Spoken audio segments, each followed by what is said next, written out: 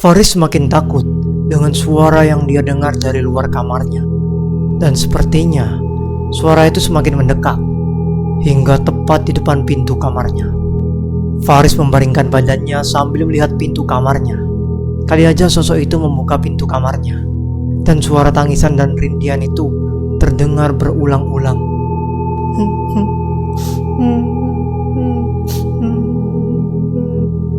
Setelah lama mendengarkannya, Faris menutupi wajahnya dengan sarung yang dia pakai untuk selimutnya hingga berakhir ketika jam 3 bagian.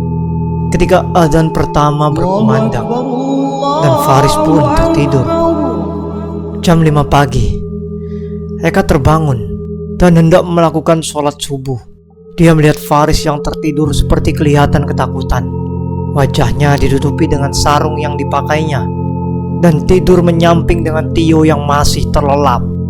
Eka pun membangunkan Tio karena dia bekerja dengan shift yang sama. "Yo, bangun, sana mandi," ucap Eka. Iya, jam berapa ini?" jawab Tio sambil mengucut matanya.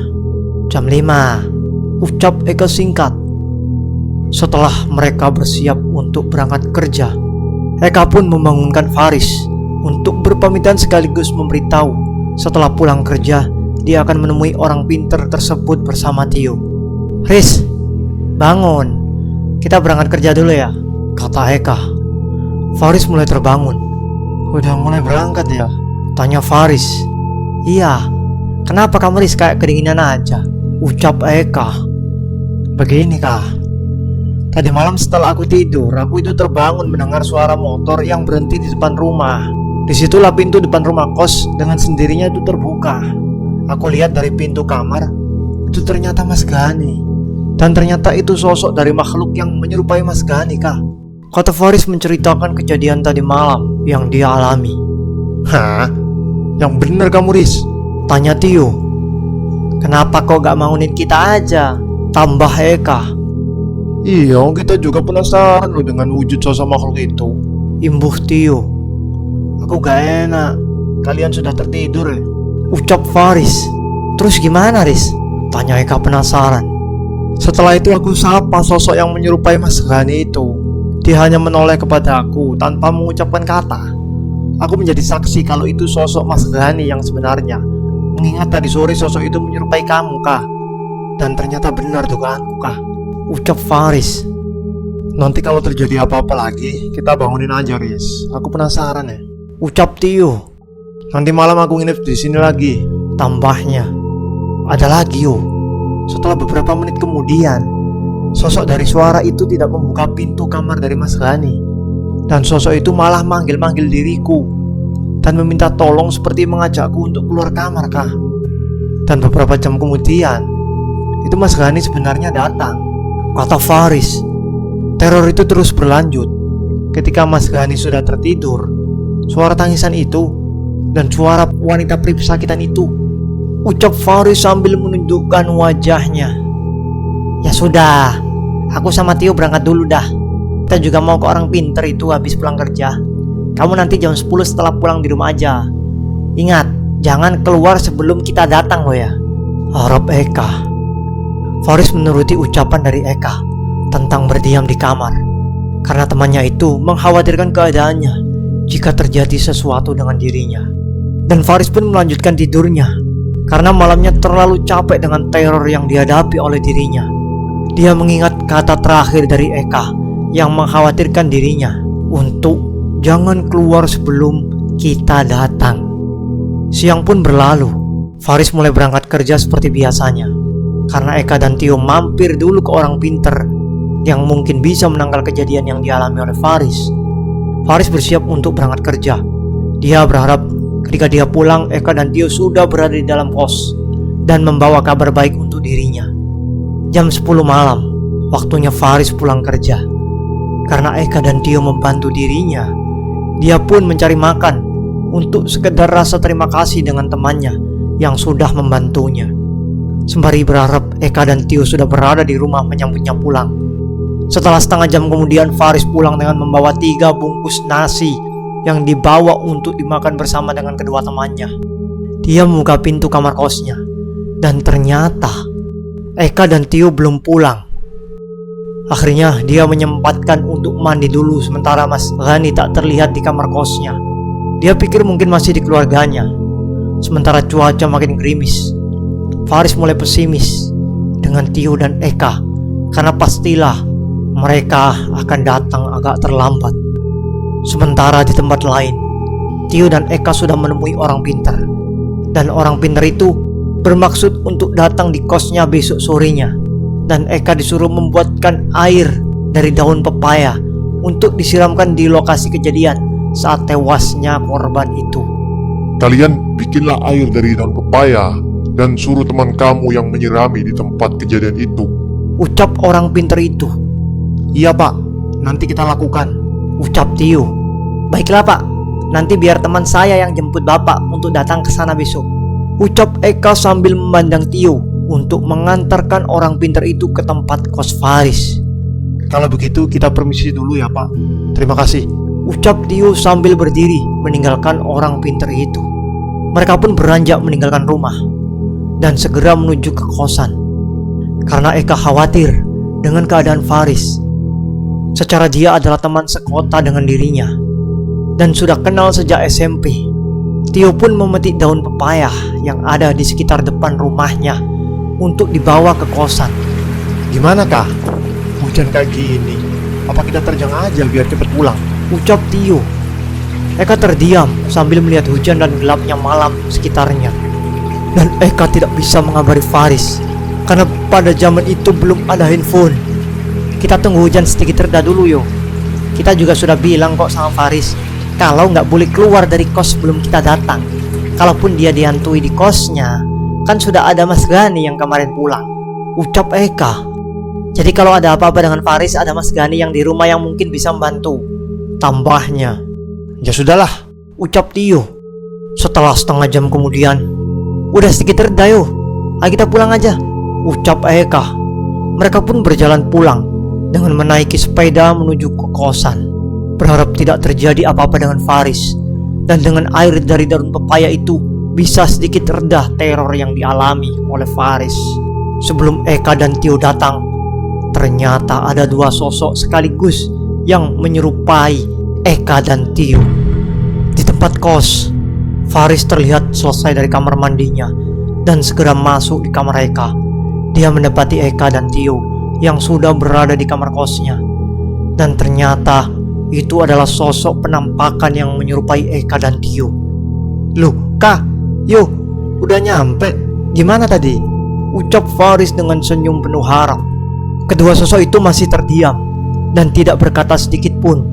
Sementara Faris mulai menyantelkan handuknya yang masih basah karena dipakainya habis mandi. Ini aku bawa makan dulu aja. Ajak Faris. Kedua sosok itu mulai memandang Faris dan akhirnya mereka berkata, "Ayo kita ke sana." Ucap dari salah satu sosok itu. Kemana? Gak makan dulu aja? Jawab Faris. Sosok itu mulai berdiri dan meninggalkan kamar kos. Mau gak mau, Faris pun berdiri mengikuti kedua sosok itu. Saat itu Faris seperti dikuasai oleh makhluk gaib. Faris mulai menuju ke rel kereta api, mengikuti kedua sosok penampakan yang menyerupai Eka dan Tio. Ke rel maksudnya? Ucap Faris kebingungan. Dan salah satu dari sosok itu mengangguk-anggukkan kepalanya, isyarat mengiyakan. Tak lama kemudian, Faris dan sosok itu tiba di rel kereta api.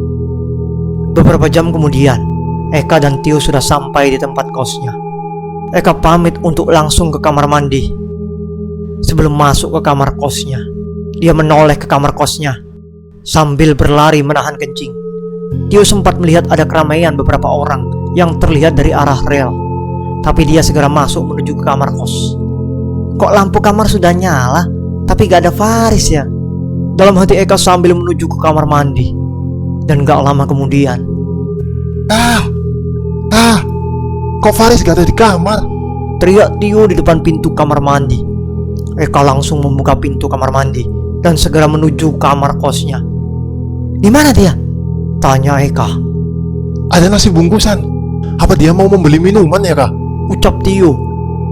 "Gak tahu juga, coba cek di kamar Mas Ghani aja." Ucap Eka. Dikunci dari luar kah? Jawab Tio. Ya sudah, kita tunggu aja. Kali aja dia sama Mas Gani yang beli minum atau keluar sebentar, harap Eka. Setelah beberapa menit kemudian, Faris tak kunjung pulang ke kosnya. Eka mulai khawatir dengan keadaan yang dialami dirinya. Kok nggak datang juga ya? Di mana dia? Ucap Eka. Coba kita keluar cari di warung aja yuk. Kali aja ada di warung. Tambahnya. Ayolah. Ucap Tio langsung berdiri meninggalkan kamar. Sementara banyak kerumunan warga yang terlihat di sekitar rel kereta api. Eka dan Tio masih fokus untuk mencari Faris, karena dia pikir pasti dia pergi ke warung untuk membeli sesuatu. Warungnya tutup kah? Ucap Tio. Hah, iya, apa sama Mas Gani kali ya? Kata Eka. Mungkin saja kah? Jawab Tio. Kah, banyak kerumunan warga di sana. Ucap Tio. Ada apa ya? Coba tanya aja yuk, kata Eka. Setelah mereka berjalan menuju ke arah rel kereta api, mereka mendengar dari pembicaraan warga. Ada orang tertabrak kereta. Hah?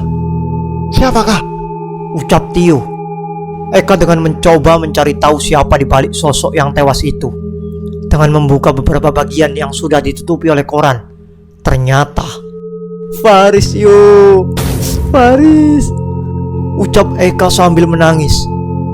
Dan Faris tewas tepat di lokasi kejadian tewasnya wanita yang sebelumnya ditetesi jeruk nipis olehnya. Yang namanya ajal, kapan, waktu, dan tempatnya itu sudah diatur oleh Tuhan Yang Maha Esa. Banyak yang mengaitkannya dengan kejadian-kejadian aneh dan tak masuk akal. Sekali lagi percayalah dengan kekuatan Tuhan. Jangan terperdaya dengan tipu daya setan. Eka sangat terkejut melihat jasad yang sudah tidak utuh itu ternyata Faris. Faris, Faris. Ucap Eka sambil menangis. Kenapa kok kamu bisa sampai ke sini, Riz? Kan aku udah bilang gak usah keluar kamar. Tambah Eka yang tersenduh-senduh. Sementara Tio diam tak percaya bahwa temannya sendiri yang menjadi korban kecelakaan. Eka sangat terpukul dengan kepergiannya temannya itu. Dia yang berteman sejak lama, pergi merantau bersama Faris, hanya bisa menangis melihat keadaan temannya. Saat itu langsung ada para warga yang memungut jasad dari tewasnya Faris yang diwadahin plastik, dan ternyata tidak ada 3 kilo dagingnya, saking tercecer terpotong-potong dalam mengumpulkannya. Jadi bisa dipastikan Faris tertabrak di tengah-tengah rel. Yo, kamu ke kosan rapikan barang-barang dari Faris, ucap Eka yang tersenduh-senduh dengan kejadian itu. Iya kah? Jawab Tio dengan sedih. Akhirnya Eka ikut bersama warga ke rumah sakit untuk dikremasikan jasadnya. Sementara Tio merapikan barang-barang yang dimiliki oleh Faris di kamar kosnya. Kenapa kamu bisa sampai malam-malam ke sana, Riz? Bukannya kita itu udah bilang kalau nggak usah pergi keluar sebelum kita datang. Ucap Tio sambil merapikan barang-barang yang ada di kamar kos Faris. Ucapan dari Tio itu terdengar oleh sang pemilik kos.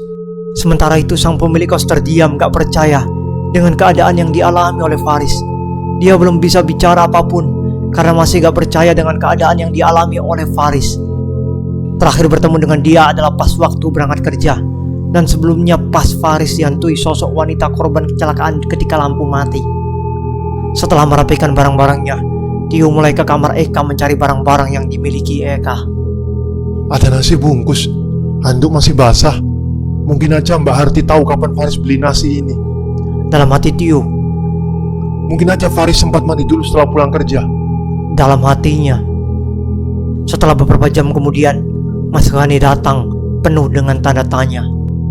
Apa yang terjadi, Yu? Tanya Mas Gani. Faris, Mas. Jawab Tio mulai menangis. Faris sudah meninggal karena kecelakaan tadi. Jawab Tio. Hah? Mas Gani yang kaget gak percaya. Bener ucapan kamu, Yu? Tanya Mas Gani. Iya, Mas. Faris tewas karena ketabrak kereta api. Jawab Tio.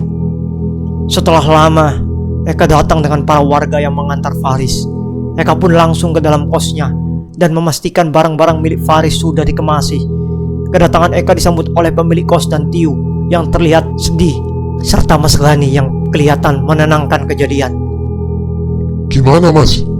Tanya pemilik kos. Eka masih menunduk sedih bagaimana dia menyampaikan ke keluarganya tentang kematian Faris. Udah, ini minum dulu kah? Ucap Mas Ghani. Kok bisa ya sampai gak habis pikir Faris meninggal secara naas? Ucap Eka. Udah, ikhlasin aja kah? Ucap Mas Ghani. Sementara Tio terlihat sedih. Kenapa kok gak aku aja yang kesana sendiri orang pinter itu? Dan kamu bisa jagain Faris kah? Ucap Tio menyesali. Sudah, gak usah disesali. Semua udah terjadi. Ini takdir. Ucap Mas Ghani. Iya, ikhlasin aja kepergiannya Mas Eka. Kalau begitu saya tinggal dulu ya. Mas Ghani temani ya. Ucap pemilik kos yang pergi meninggalkan mereka. Kemudian Eka berdiri dan menuju ke kamar Faris. Eka masih terngiang dengan sosok Faris ketika masih hidup. Disitulah timbul dugaan dari Eka. Ini bukannya handuk Faris yo? Ucap Eka. Iya kah? Kelihatan masih basah. Jawab Tio. Mungkin aja dia mandi setelah pulang kerja dan membeli makan buat kita.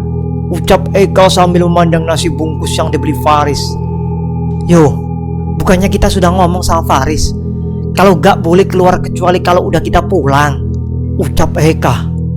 Iya kah? Terus yang bikin keluar Faris itu apa ya? Jawab Tio. Sementara Mas Ghani kebingungan dengan obrolan dari Eka dan Tio.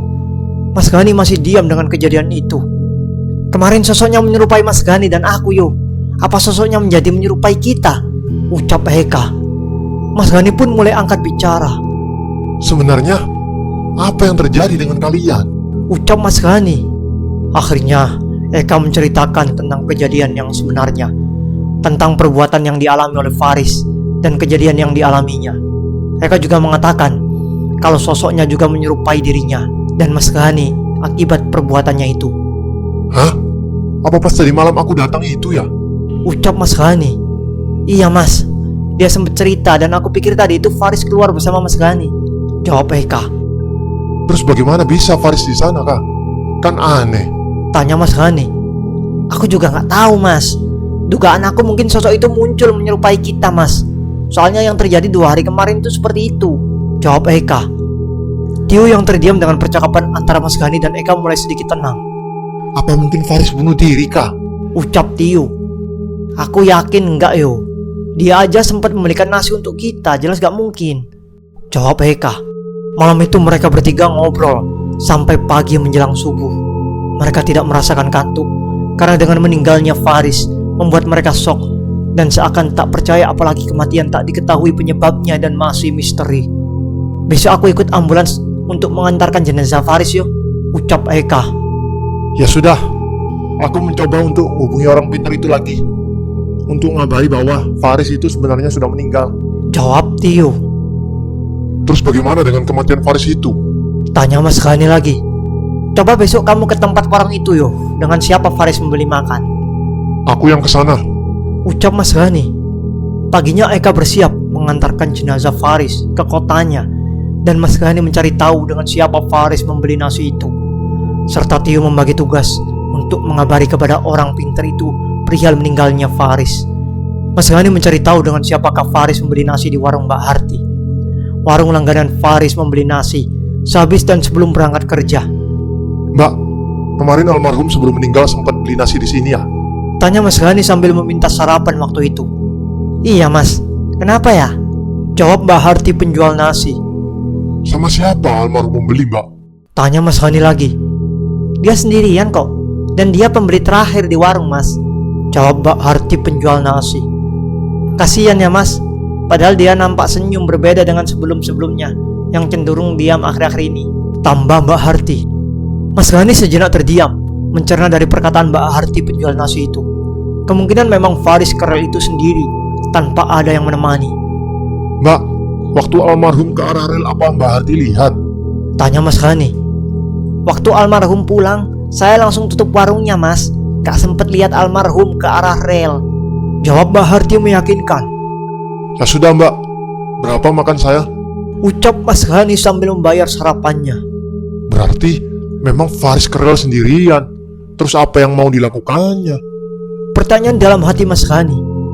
Sementara di sisi lain, Tio menuju ke rumah orang pintar itu. untuk mengabarkan bahwa Faris sudah meninggal dunia.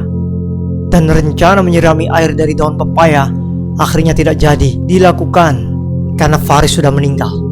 Termasuk mengantar orang pintar itu ke kos Faris yang katanya ingin memindahkan makhluk halus dari kosan. Maaf Pak, teman kita sudah meninggal tadi malam. Ucap Tio. Innalillahi wa inna ilaihi rajiun. Karena apa? Tanya orang pintar. Dia meninggal karena ketabrak kereta Pak. Jawab Tio. Sejenak orang pintar itu terdiam sambil menghela nafasnya. Jadi kita nggak jadi mengajak Bapak ke kos Faris. Tambah Tio. Setelah beberapa jam ngobrol dengan orang pintar itu, Tio pun berniat untuk pamit pulang dan istirahat di rumah karena kecapean malam begadang.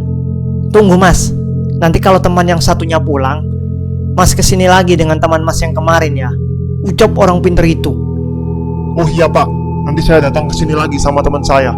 Ucap Tio sambil berdiri meninggalkan rumah. Dengan penasaran, Tio mulai pergi meninggalkan rumah orang pintar tersebut dan segera kembali ke rumahnya. Tio masih saja tidak percaya Faris sudah pergi meninggalkan dirinya. Orang yang kemarin tidur bersamanya sudah tiada di saat ketakutannya melawan sosok penampakan yang diakibatkan oleh dirinya sendiri. Sorenya, Tio menemui Mas Gani untuk mengetahui penyebab tewasnya Faris dan dengan siapa dia membeli nasi itu. Dan ternyata Tio tidak mengetahui sebab dari tewasnya Faris. Ini sangat aneh, sangatlah aneh yo. Bagaimana mungkin orang penurut seperti Faris itu kesana sendirian? Ucap Mas Gani. Yo, banyak warga juga mengatakan kalau Faris itu bunuh diri. Tambahnya. Gak mungkin Mas. Dia itu sangat takut Mas dengan sosok yang dilihatnya dari korban kecelakaan itu. Apalagi di rel, Kata Tio memastikan. Terus bagaimana dia bisa kesana sendirian? Malam-malam lagi. Tanya Mas Gani. Tio hanya terdiam dengan pertanyaan Mas Gani. Dia tidak menemukan jawaban dari pertanyaan itu, karena dia sendiri mempunyai pertanyaan yang sama dengan Mas Gani tentang bagaimana Faris bisa tewas di sana. ya sudahlah Mas. Mungkin aja jawaban dari Eka benar juga tentang sosok penampakan itu yang menyerupai kita dan mengajak ke rel. Karena kita sudah bilang sebelumnya dengan Faris kalau tidak boleh keluar sebelum kita datang. Atau mungkin saja menyerupai Mas Gani terus mengajak ke rel hingga akhirnya Faris terlena dengan keadaan hingga membuatnya tertabrak. Ucap Tio. Hari ketiga kematian Faris, Eka pun datang dengan keluarga dari Faris yang sengaja ingin membawa barang-barang yang dimiliki oleh almarhum. Dan Eka pun sudah berbicara dengan keluarganya Faris perihal perbuatannya tentang memberi tetesan jeruk nipis ke korban kecelakaan itu. Keluarganya pun berinisiatif untuk datang ke keluarga wanita yang tewas sebelumnya untuk permohonan maaf atas perbuatan yang dilakukan oleh Faris. Setelah keluarga Faris datang ke keluarga korban sebelumnya, akhirnya perbuatan Faris pun dimaklumi dan dimaafkan oleh keluarga korban. Dan Mas Gani bercerita bahwa keluarga korban tidak mempermasalahkan tentang kejadian itu. Malahan mereka menilai bahwa itu perbuatan jin atau setan yang sengaja mengganggu Faris. Untunglah, tapi sayang, semua itu sudah terlambat. Setelah keluarga dari Faris memutuskan untuk pulang dari keluarga korban yang sempat ditetesi jeruk nipis, keluarga Faris sempat bertanya di mana tempat ketika Faris tewas dan kronologi tewasnya Faris kepada Eka. Kah, di mana Faris tewas tertabraknya? Tanya keluarga Faris. Eka mulai berjalan menunjukkan tempat lokasi di mana Faris tewas. Lokasi Faris tewas itu sama dengan tewasnya Mbak Rina, di bawah lorong saluran irigasi. Di situ Pak, jawab Eka. Oh, gimana dengan kejadian itu? Tanya keluarga Faris. Malam hari setelah saya pulang dengan Tio, itu saya mencari Faris yang tidak ada di kosnya. Sedangkan di tempat Tio itu hujan gede, tapi di sini hanya gerimis. Sementara saya tidak menemukan Faris, akhirnya Tio itu menemui kerumunan warga. Dan ternyata itu Faris yang meninggal karena tertabrak. Jawab Eka. Ya sudahlah Kak, terima kasih udah bantu Faris. Saya pamit pulang dulu ya. Maafkan Faris kalau ada salah-salah ya. Pamit dari keluarga Faris dengan membawa barang-barang di kos milik Faris. Eka langsung menemui Tio dan Mas Gani untuk mengetahui perihal kejadian kematian Faris. Bagaimana seseorang yang penakut dengan sosok penampakan korban kecelakaan kereta api kesana tanpa maksud yang tidak diketahui. Gimana yo? Tanya Eka. Tio hanya menggeleng-gelengkan kepala. Nampak tak ada jawaban yang pasti dengan kematian temannya itu. Kita sudah mencoba mencari tahu tentang penyebab Faris ke sana, tapi kita nggak mendapatkan jawaban yang pasti mengenai kepergiannya ke sana. Ucap Mas Gani. Sejenak setelah Tio mengelengkan kepala dan terdiam, dia mulai sedikit bicara. Besok kita temui orang pintar itu kah? Ucap Tio. Apalagi ya? Tanya Eka. Ada apa lagi ya? Bukannya Faris sudah meninggal? Aku nggak tahu, kita nanti kesana aja. Jawab Tio. Sementara setelah pengakuan dari keluarga dari Faris, beberapa warga mulai tahu tentang kejadian yang dialami oleh Faris sebelum dia tewas. Setelah beberapa warga yang mengatakan bahwa Faris tewas karena bunuh diri, walaupun itu nggak mungkin, di sisi dugaan lain, para warga ada juga yang mengatakan bahwa Faris dibisikin sesuatu untuk datang ke sana, atau diajak oleh seseorang yang tak terlihat untuk menemaninya, atau meminta tumbal ke sana. Eka mulai merebahkan diri di atas kasurnya. Dia terlihat capek, letih dengan kegiatan yang dilakukannya, dan akhirnya Eka pun tertidur siang itu. Sementara Tio memutuskan untuk pulang karena Mas Gani mulai meninggalkan kamar Eka. Sebenarnya Eka sangat ingin sekali mendapatkan jawaban dari kematian Faris, hingga ada ide untuk kembali menetesi jeruk nipis itu ke lokasi kejadian Faris. Akan tetapi itu gak mungkin, karena haruslah darah segar setelah tewasnya itu. Tolong aku kah, tolong. Dalam mimpi Eka ketika tertidur, Eka terengah-engah hingga menarik perhatian dari Mas Gani pada waktu itu. Kak, bangun. Ucap Mas Gani. Eka pun terbangun sambil berkeringat dan terkaget ketika dibangunkan Mas Gani. Apa yang terjadi, Kak? Tanya Mas Gani. Faris, Mas. Faris. Dia meminta tolong di tengah-tengah rel. Dia seperti diseret-seret seseorang yang gak aku kenal. Dan kemudian dia tewas tertabrak dengan orang yang menyeretnya itu, kata Eka. Mas Gani mulai menenangkan Eka yang mimpi pada waktu itu. Kita masih kepikiran dengan Faris, Kak. Wajarlah kalau itu terjadi denganmu. Aku aja sampai sekarang masih gak percaya kalau Faris itu sudah meninggal. Ucap Mas Gani. Kita doakan saja, Kak, agar Faris bisa tenang di sana. Tambahnya. Dalam mimpi itu, Faris seperti ditarik secara brutal di dalam kosnya. Dia diseret-seret seperti ibarat pengemis yang terkena razia, hingga akhirnya sampailah Faris di tengah rel dengan sosok yang tidak dikenal. Kemudian muncullah kereta yang melintas hingga akhirnya keduanya tertabrak. Malamnya Tio menemui Eka yang bermaksud menemui orang pintar itu. Mereka berharap suasana di dalam kosnya aman, tanpa ada gangguan dari makhluk halus lagi. Karena ini adalah malam pertamanya Eka tinggal di kos setelah meninggalnya Faris. Sebenarnya Eka tidak terlalu takut dengan penampakan. Bahkan dulu Eka sempat bilang, jika sosok Faris memperlihatkan diri, maka aku akan menanyakan kepada dia sampai ke sana rel kereta.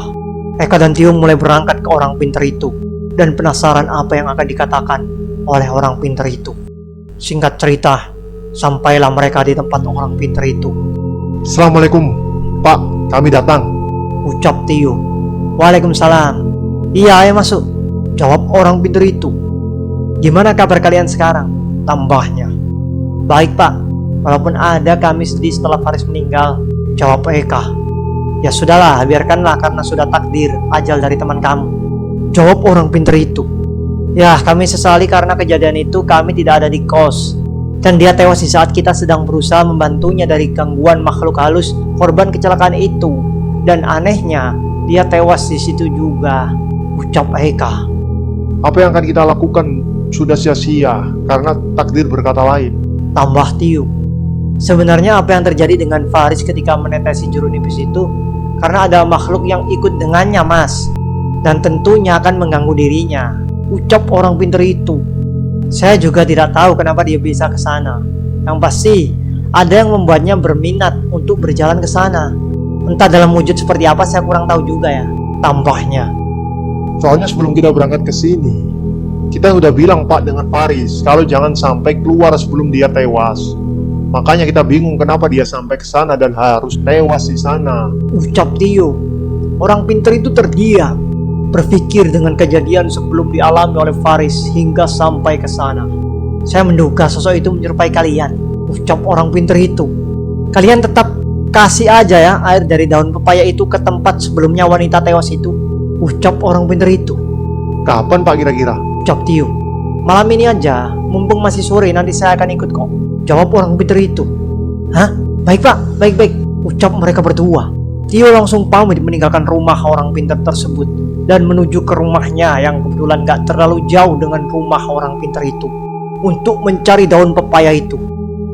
Akhirnya mereka langsung mencari lagi daun pepaya dan dilarutkan di dalam air untuk kemudian disiramkan di lokasi kejadian tempat tewasnya wanita yang sebelumnya tewas ditetesi jeruk nipis oleh Faris. Karena kebetulan juga lokasi tersebut sama persis dengan lokasi kejadian yang dialami oleh Faris itu sendiri. Hingga sampailah mereka bertiga di kosan. Di sana sudah ada Mas Gani yang ternyata menunggu kabar dari Eka dan Tio.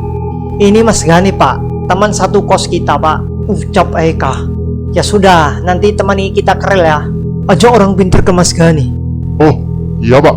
Jawab Mas Gani yang sedikit kaget apa yang mau dilakukannya. Ya sudah sana berwudu dulu biar semuanya lancar, suruh orang pintar itu. Kamu nanti menemani saya ya, dan Mas Gani nanti yang mengamati kita, ucap orang pintar itu sambil menatap Eka dan Tio suruh menemaninya. Mereka langsung melaksanakan perintah oleh orang pintar tersebut. Suasana memang belum terlalu malam, tapi dengan kejadian kecelakaan itu, entah kenapa sepi dan warga enggan melakukan aktivitas di luar rumah malam-malam. Termasuk Bu Harti, penjual warung itu yang menutup dagangannya setelah jam 10 malam. Dan Pak Rahman yang sedikit lebih sore menutup kiosnya. Eka dan Tio menemani orang pintar itu di lokasi kejadian. Sementara Mas Gani disuruh agak lebih jauh dari mereka. Mas Gani yang lebih tua hanya disuruh mengamati apa yang dilakukan oleh Eka, Tio, dan orang pintar itu. Sesekali Mas Gani tengok kanan kiri dengan kondisi di sekitar. Sementara Eka fokus dengan apa yang dilakukannya. Berbeda dengan Tio yang sedikit was-was dengan lokasi tersebut. Gak ada apa-apa. Dalam hati Mas Gani sambil menyalakan rokoknya untuk sedikit lebih tenang. Dan gak lama kemudian, di antara kesibukan mereka bertiga di lokasi kejadian, di antara mereka bertiga ada sosok lagi, yaitu penampakan sosok wanita. Dan sosok itu terlihat duduk di antara Eka dan Tio. Dan kemudian disiramilah dengan air dari daun pepaya itu. Mas Gani sempat terkejut dengan apa yang dialaminya. Tidak itu saja. Kemudian Mas Gani melihat sosok yang menyerupai Faris yang muncul dengan berjalan tanpa menampakkan tanah di tengah-tengah rel. Sosok itu kemudian mendekati ketiga orang di lokasi kejadian.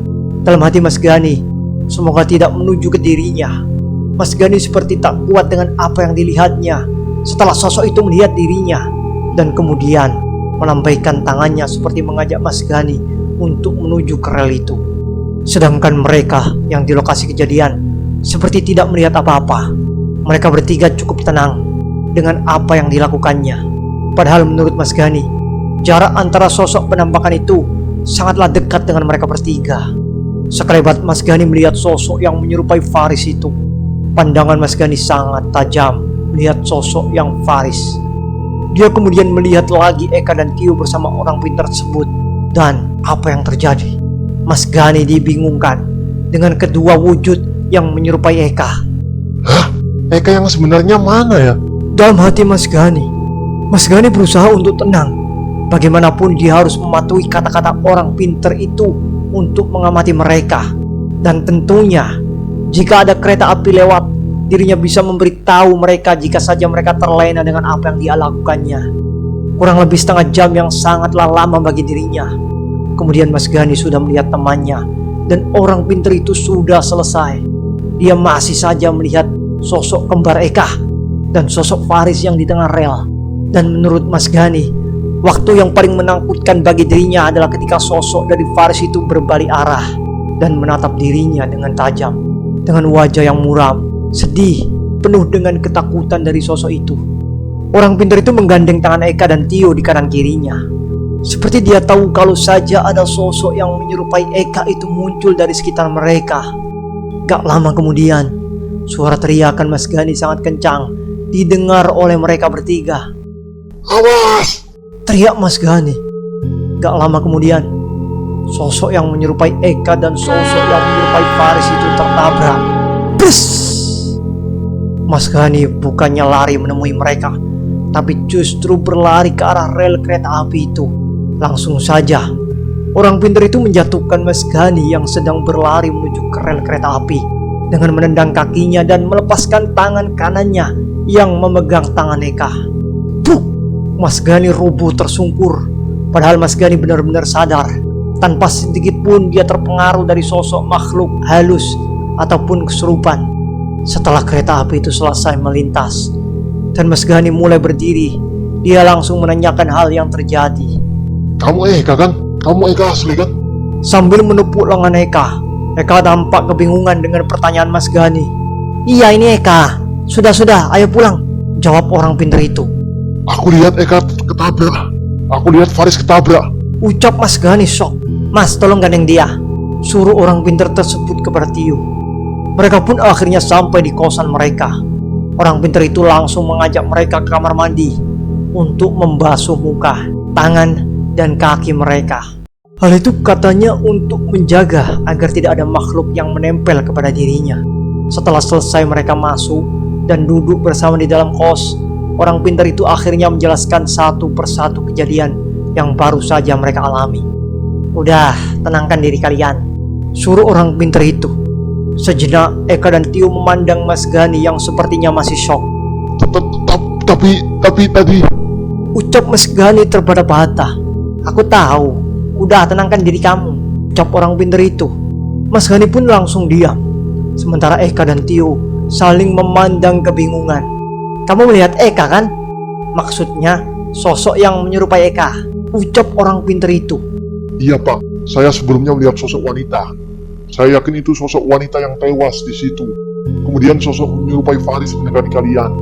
Dan sekelebat, sosok wanita itu hilang dan diganti dengan sosok yang menyerupai Eka. Anehnya, sosok yang menyerupai Eka itu seperti ikut membantu kalian. Makanya saya tidak bisa membedakan mana Eka yang asli. Makanya saya ke sana untuk menuju rel untuk memastikan apakah yang tertabrak itu Eka yang asli atau bukan. Ucap Mas Gani. Aku sudah tahu, makanya aku gandeng mereka, jawab orang pintar itu.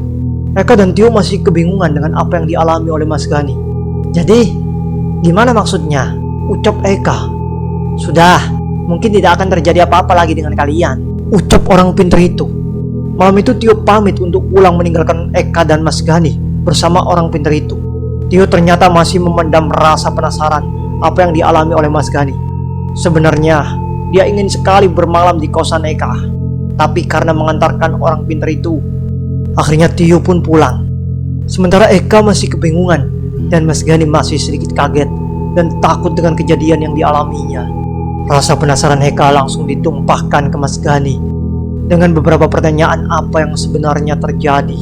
Kenapa Mas? Ada apa kok bisa sampai Mas Gani tegang dan kaget? Tanya Eka. Tadi kah, aku itu lihat sosok penampakan wanita yang duduk di antara kalian. Kemudian aku lihat lagi sosok yang menyerupai Faris. Wajahnya terlihat murung, pucat dan takut. Jawab Mas Gani. Dan ketika aku melihat sosok Faris, sosok dari wanita itu menghilang dan berganti sosok yang menyerupai kamu kah? Tambah Mas Gani. Bagaimanapun kita harus tetap tenang Mas. Semoga teror itu tidak mengganggu kita. Aku juga bingung kenapa tadi kita menyirami air dari daun pepaya, sementara Faris sudah meninggal. Dan Mas Gani tahu sendiri hanya dialah yang mendapatkan teror. Yang lainnya hanya dihantui penampakan saja, ucap Eka. Mas Gani mulai cemas dengan kejadian itu. Dia berharap teror itu tidak berlanjut kepada dirinya, karena yang dialami Mas Gani ini adalah pengalaman pertama dia dalam melihat hantu. Jadi agak takut dengan kejadian itu. Setelah pergantian Mas Gani yang melihat sosok itu, Eka mulai tanda tanya terhadap sosok itu. Apakah nantinya akan menghantui seperti yang dialami oleh Faris? Di sisi lain, Tio timbul penasaran dengan orang pintar itu tentang menyirami air dari daun pepaya itu. Sedangkan Faris sudah tewas. Mas Gani sebenarnya tidak tahu menahu sebelumnya tentang perbuatan yang dilakukan Faris. Wanita yang tewas tertabrak kereta api dan sosok Faris yang menampakkan ke dirinya. Kenapa ya kah? Aku sampai bisa-bisanya melihat sosok Faris dan wanita yang muncul di rel. Tanya Mas Gani. Nah itu masalahnya Mas. Mas Gani kan gak tahu apa-apa tentang kejadian ini, jawab Eka. Sementara di tempat lain, Teman saya kok bisa sampai melihat sosok makhluk gaib di rel, Pak? tanya Tio. Bukannya malah lebih dekat dengan kita bertiga seperti yang dikatakan Mas Gani? Tambah Tio ke orang pintar itu. Apa yang dialami teman kamu itu memang benar. Dan sosok penunggu yang ada di rel itu seakan mau ikut dengan teman kamu itu. Jawab orang pintar. Tio kaget mendengar jawaban dari orang pintar itu. Dan seakan gak percaya bahwa makhluk itu tertarik dengan Mas Gani. Makanya saya suruh kalian mencuci tangan dan kaki kalian. Dan membasuh muka kalian agar tidak ada yang ikut dengan kalian. Jawabnya lagi. Sebenarnya Eka sangat terpukul dengan tewasnya Faris. Apalagi dia teman sejak SMP dan satu kampung dengan dirinya. Hingga pergi merantau bekerja di kota. Tentunya hal ini menambah dekat pertemanan dengan Faris. Makanya dia masih sedih dengan meninggalnya Faris. Yang sangat menyedihkan, dia sendiri tidak tahu penyebabnya Faris ke rel malam-malam. Besok paginya Tio melakukan aktivitas seperti biasanya dengan bekerja bersama Eka. Di sela-sela istirahatnya, dia mulai mengobrol dengan Eka tentang apa yang dibicarakan dengan orang pintar itu. Jika ke rel itu malam-malam, kemungkinan akan ada makhluk yang mengikuti kita kalau kita tidak mencuci kaki, tangan, dan membasuh muka. Hal tersebut ternyata disalahartikan oleh Eka. Dia malah antusias dengan obrolan itu hingga akhirnya berminat ke sana malam-malam agar makhluk penunggu rel itu menempel dengan dirinya. Tentunya agar Eka tahu apa penyebab tewasnya Faris jika sosok itu memperlihatkan wujudnya ke Eka. Sangat berani memang apa yang dilakukan Eka. Yo, gimana jika nantinya kita ke sana malam-malam? Bujuk Eka. Kalau ada sosok yang mengikuti kita atau kita melihat sosok itu, mungkin saja kita tahu penyebab tewasnya teman kita. Tambah Eka.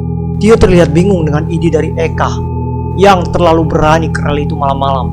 Hal tersebut langsung dibantah oleh Tio. Enggak kah? Jangan sampai kayak gitu. Jelas gak mungkin kah kita nanti yang terperdaya oleh sosok penunggu di situ. Jawab Tio gak setuju. Eka langsung diam setelah mendengar jawaban dari Tio. Dia pun mengurungkan niatnya itu. Ya sudahlah yuk, jawab Eka.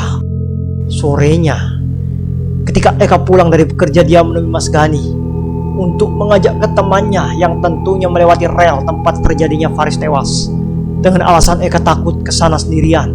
Mas Gani sebelumnya belum tahu jika Eka itu hanya ingin mengajak ke rel kereta api. Eka memang benar jika mengajak ke teman kerjanya, tapi emang sengaja mengulur waktu pulangnya agar melintasi rel itu malam-malam, berharap sosok penunggu rel itu mengikutinya. Ayo pulang, udah jam 9 lebih.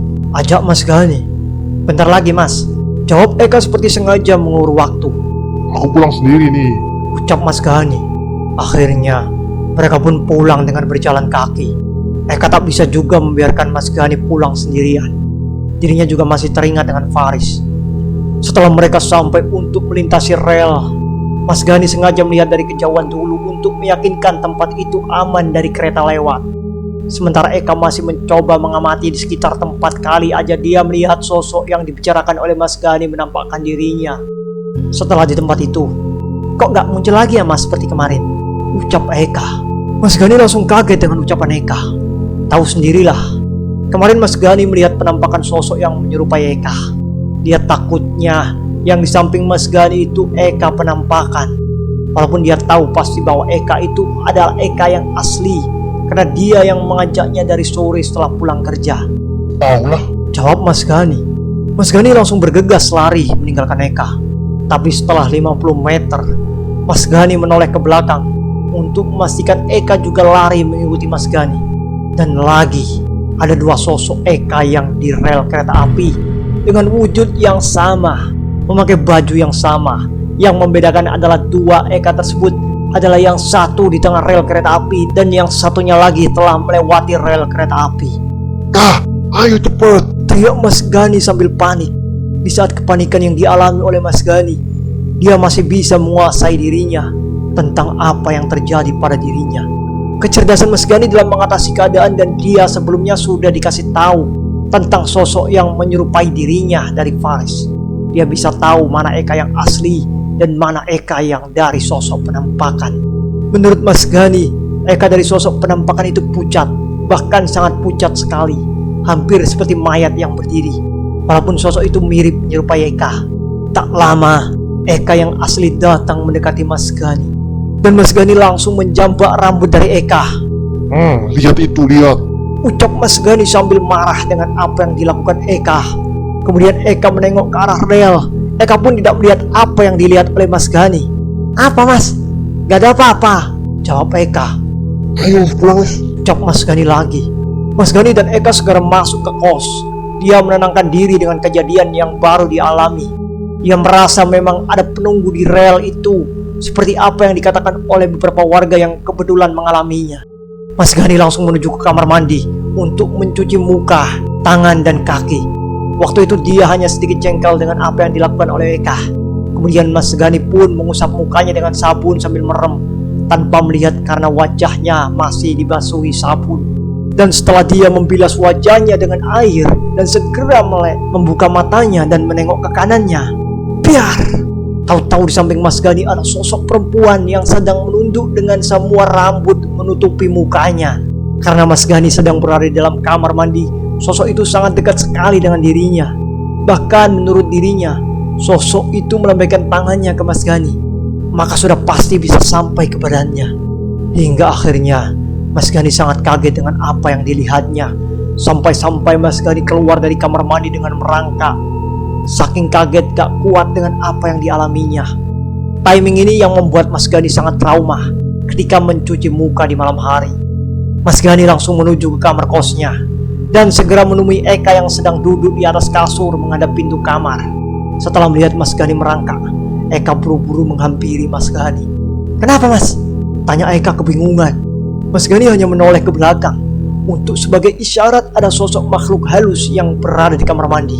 Sementara Eka menoleh ke belakang dari kamar mandi. "Apa Mas?" tanya Eka lagi. Mas Gani segera menuju ke kasurnya dan merebahkan diri. Beberapa saat kemudian, baru Mas Gani bisa bicara memberitahukan apa yang terjadi pada dirinya. Ada wanita di dalam kamar mandi. Ucap Mas Gani.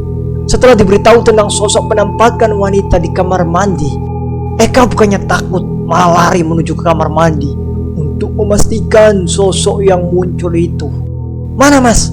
"Gak ada ya," ucap Eka. Mas Gani mulai marah dengan apa yang dilakukan Eka, yang akhirnya menimbulkan dihantui dengan makhluk halus yang memperlihatkan ke dirinya. Dia yang sebenarnya tidak tahu menahu dengan apa yang terjadi kepada Faris, tapi dia sendiri yang seakan-akan terkena teror dengan apa yang dialami oleh Faris. Eka pun langsung meminta maaf kepada Mas Gani tentang apa yang dia lakukan, bahwa memang dia sengaja ke sana malam itu untuk melihat sosok dari Faris yang seperti dikatakan oleh Mas Gani kemarin.